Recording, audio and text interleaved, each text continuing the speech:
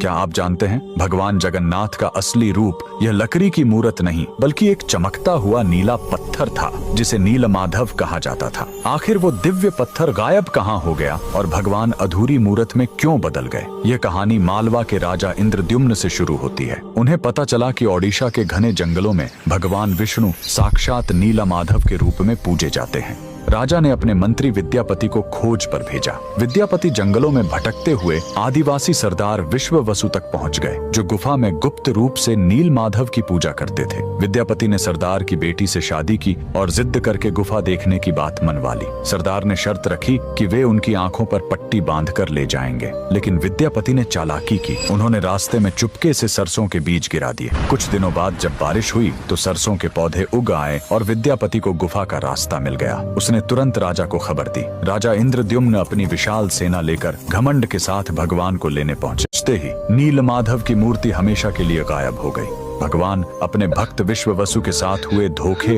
और राजा के घमंड से नाराज थे। राजा ने रोकर माफी मांगी और अन्न जल त्याग दिया। तब आकाशवाणी हुई, मैं अब उस पत्थर के रूप में नहीं मिलूंगा, अब मैं समुद्र तट पर एक लकड़ी के लट्ठे के रूप में आऊंगा। कुछ समय बाद पुरी के समुद्र तट पर एक विशाल अद्भुत लकड़ी का लट्ठा तैरता हुआ आया। राजा समझ गए कि यही भगवान का नया रूप है। उन्होंने तुरंत आदेश दिया कि इस पवित्र लकड़ी से भगवान की मूर्ति बनाई जाए, लेकिन समस्या यह हुई कि वह कोई साधारण लकड़ी नहीं थी। जैसे ही राज्य के बड़े बड़े कारीगर उस पर छेनी हथौड़ा चलाते, उनके औजार ही टूटकर बिखर जाते। उस दिव्य लकड़ी पर खरोंच तक नहीं आ रही थी। तब स्वयं भगवान विश्वकर्मा एक बूढ़े शिल्पकार के रूप में आए। उन्होंने कहा, मैं इससे मूर्ति बनाऊंगा, लेकिन मेरी एक शर्त है, 21 दिनों तक कमरा बंद रहेगा। अगर बीच में दरवाजा खुला तो मैं काम छोड़कर चला जाऊंगा।